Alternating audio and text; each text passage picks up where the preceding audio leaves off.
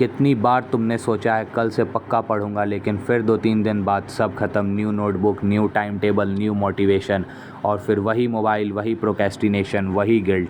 अगर तुम्हारे साथ भी ये बार बार होता है तो प्रॉब्लम तुम्हारी इंटेलिजेंस नहीं है, प्रॉब्लम ये है कि तुम कंसिस्टेंसी का सिस्टम नहीं जानते। और आज मैं तुम्हें 5 ऐसे रूल्स बताऊंगा जो टॉपर्स को टॉपर बनाते हैं। और लास्ट रूल इतना पावरफुल है कि उसके बाद कंसिस्टेंसी तुम्हारे लिए स्ट्रगल नहीं, हैबिट बन जाएगी। Rule 1, start small. सबसे बड़ी गलती जो स्टूडेंट्स करते हैं वो है अनरियलिस्टिक गोल बनाना। आज तक 1 घंटा भी नहीं पढ़ा और कल से 10 घंटे पढ़ने का टारगेट। ये काम नहीं करता। सोचो कोई जिम नहीं गया और पहले दिन 100 केजी उठाने चला जाए। क्या ये पॉसिबल है? बिल्कुल भी नहीं। पढ़ाई भी एग्जैक्टली ऐसी ही है। अगर तुम रोज़ सिर्फ 45 मिनट्स फोकस करके पढ़ते हो तो वो 5 घंटे की फेक स्टडी से बेटर है। इसलिए छोटा स्टार्ट करो। पहले वीक 45 मिनट्स, दूसरे वीक 1 आवर, फिर धीरे धीरे इंक्रीज़ करो।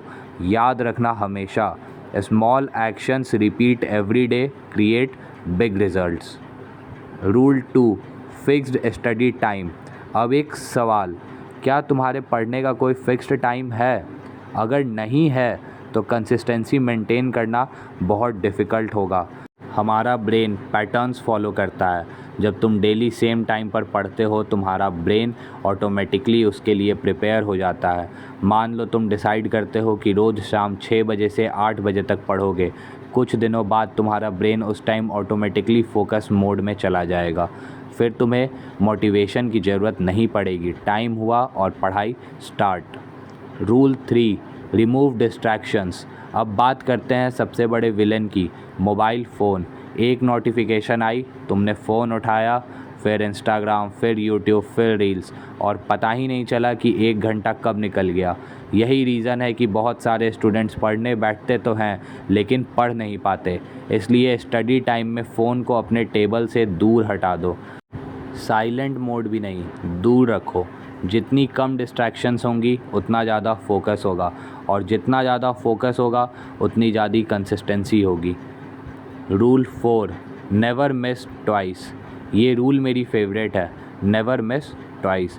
मान लो किसी दिन तुम पढ़ नहीं पाए, कोई प्रॉब्लम नहीं, सबके साथ होता है। लेकिन अगर अगले दिन भी मिस कर दिया तो प्रॉब्लम शुरू।